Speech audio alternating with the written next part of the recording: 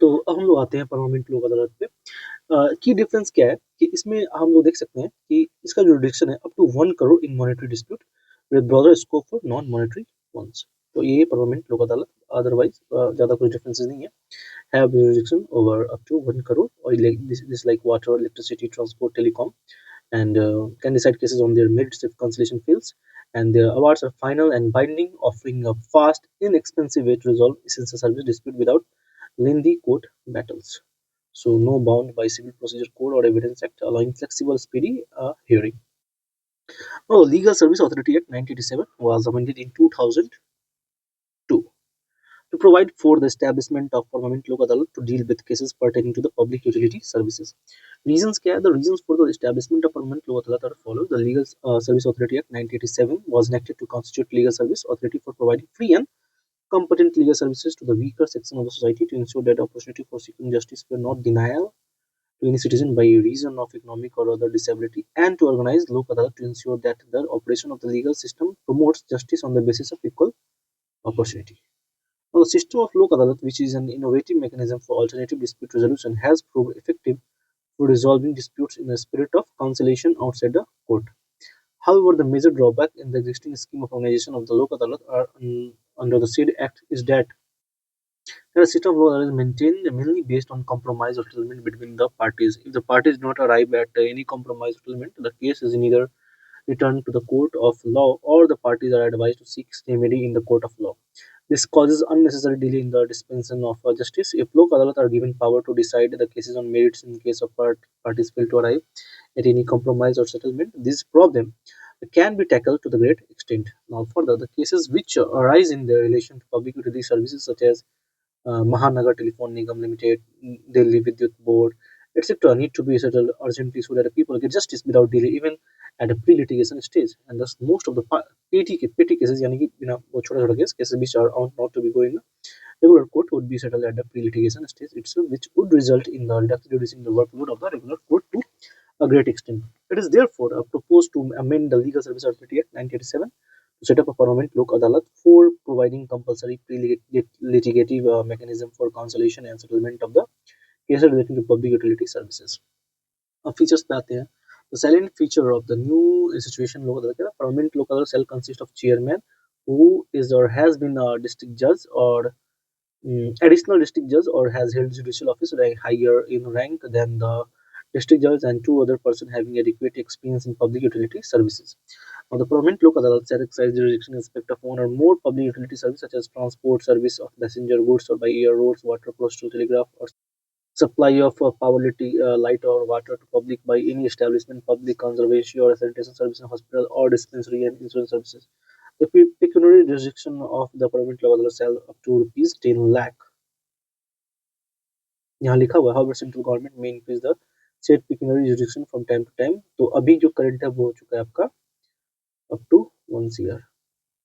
The permanent local adult shall have no jurisdiction in respect of any matter relating to an offence not compoundable under any law. Before dispute is brought before any court, any party to a dispute may make an application to the permanent local adult for settlement of the dispute. After an application is made to the permanent local adult, no party to the application shall invoke jurisdiction of any court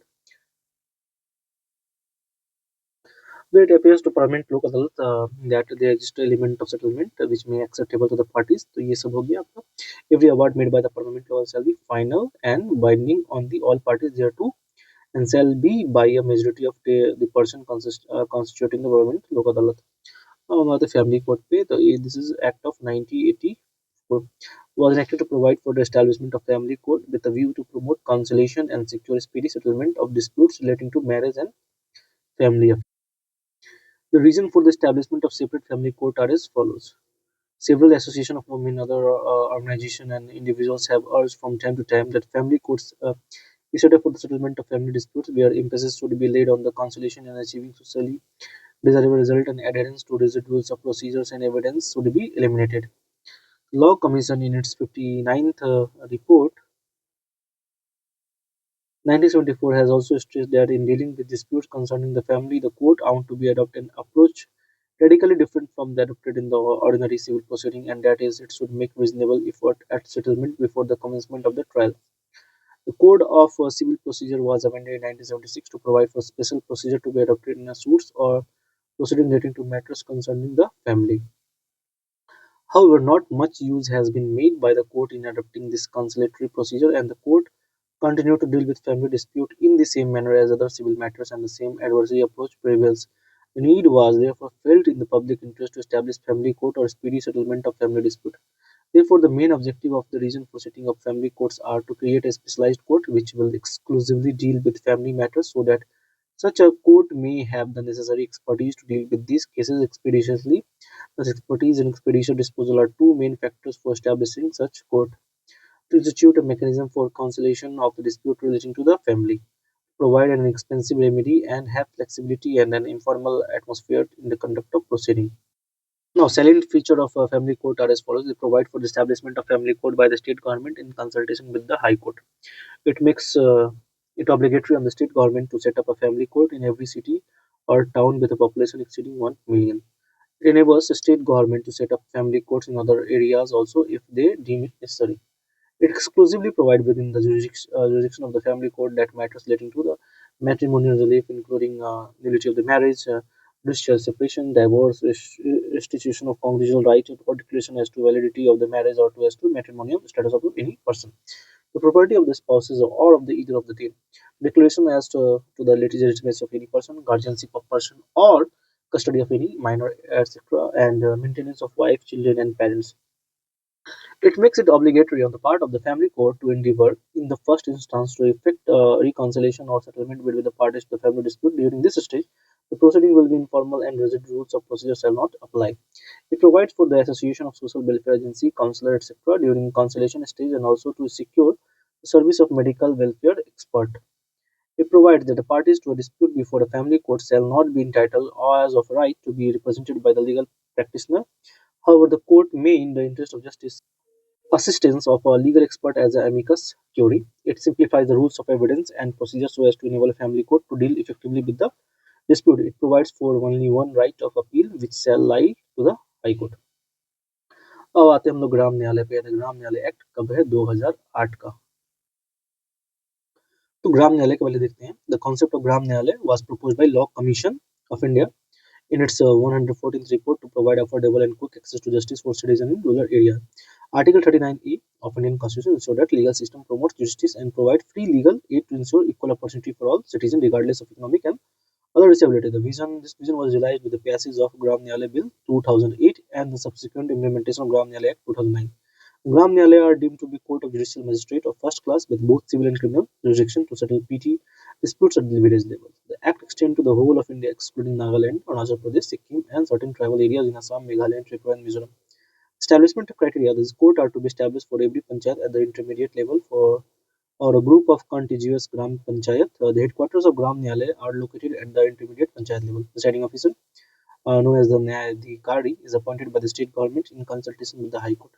Nyadhikari is a strictly judicial officer with the same salary and power as first-class magistrate functioning under the High Court. The jurisdiction Gram Nyalay handles specified criminal cases, civil suits, claims, and disputes as listed in the first and second schedule of the Act. Following summary procedures for criminal trial, a person accused of an offence has the option to file an application for plea bargaining, allowing for negotiation of a lesser charge or sentence. Our conciliation efforts better. These court emphasize conciliation between parties to settle disputes guided by natural justice, while not bounded by the rules of evidence in the Evidence Act 1972, presided by Gram Nyalay follow principle of natural justice as guided by High Court rule. तो यही difference रहा आपका। अब हम लोग आते हैं ग्राम न्यायालय पे। तो ग्राम न्यायालय Act 2008 has been enacted to provide for the establishment of Gram Nyalay for at the grassroots level for the purpose of providing access to justice to citizens of their doorstep and to ensure opportunity for securing justice for any citizen due to social, economic, and other disability reason. The reason for the establishment of Gram Nyalay is follows. Access to justice by poor and disadvantaged remains a worldwide problem despite diverse approaches and strategies that have been formulated and implemented to address it. In our country, Article 39A of the Constitution directs the state to secure that the operation of legal service justice on the basis of equal opportunity and shall provide free legal aid to ensure that opportunity for securing justice are not denied to any citizen by reason of economic and other disability. In recent past, the government has taken various measures to strengthen judicial system inter alia by simplifying the procedural law, incorporating various alternative dispute resolution mechanisms such as arbitration, conciliation, mediation, Conducting local law, etc. These measures are required for extending further. So, Law Commission of India, 14, part of Gram Nyalay, suggested establishment of Gram Nyalay so that speedy, inexpensive, these are the keywords: speedy, inexpensive, substantial justice could be provided to the common man. Nyalay Act 2008 is broadly based on the recommendation of Law Commission. The justice to the poor, a doorstep is a dream of poor, and setting up a Gram Nyalay in the rural areas would bring to the people of rural areas speedy, affordable, and sustainable justice. Feature: the silent feature of Gram Nyalay are as follows: the Gram Nyalay shall be a court of judicial magistrate of first class, and its presiding officer Nyayadhikari shall be appointed by the state government in consultation with the High Court. The Gram Nyalay shall be established for every panchayat at intermediate level or a group of contiguous panchayat at intermediate level in the district, or where there is no panchayat at intermediate level in the state. The group of contiguous panchayat. The Nyadhikari who will preside over the Gram Nyalay are strictly judicial officers and will be withdrawing the same salary, driving the same powers first class magistrate working under High Court. Gram Nyalay shall be mobile court and shall exercise the power of the both criminal and civil court. The seat of Gram Nyalay will be located at the headquarters of the intermediate panchayat. They will go village, work there, and dispose of the cases. The Gram Nyalay shall try criminal cases, civil suits, claims, or disputes which are specified in the first schedule and the second schedule of the Act. Central as well as the state government have been given power to amend the first schedule and the second schedule of the Act as per their respective legislative competence. The Gram Nyalay shall follow summary procedure in criminal trial. The Gram Nyalay shall exercise the power of civil court with certain modification and shall follow the special procedure as provided in the Act. Gram Nyalay shall try to settle the disputes as far as possible by bringing about conciliation between the parties, and for its purpose, it shall make use of the conciliators to be appointed for this purpose. Judgment and order passed by the Gram Nyalay shall be deemed to be a decree, and to avoid delay in its execution, the Gram Nyalay shall follow summary procedure for its execution.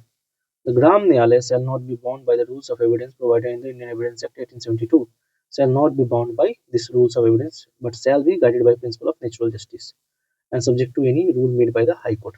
Now, appeal in the criminal cases shall lie to the Court of Session, which shall be heard and disposed within the period of 6 months from the date of filing such appeal. Appeal in civil cases shall lie to the District Court, and which shall be heard and disposed within the period of 6 months. 6 months from the date of filing of a appeal. A person accused of an offence may file an application for plea bargaining. Establishment pattern: the central government had decided to meet the non-recurring expenditure on the establishment of Gram Nyalay, selling of 18 lakhs, out of which 10 lakhs is for construction of court and 5 lakh for vehicle and 3 lakh for office equipment.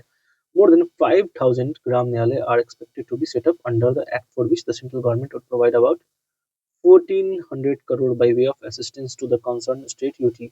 Under the Gram Nyalay Act 2008, it is for the state government to establish Gram Nyalay in consultation with the respective High Court. Majority of the states have now set up regular courts at taluka level.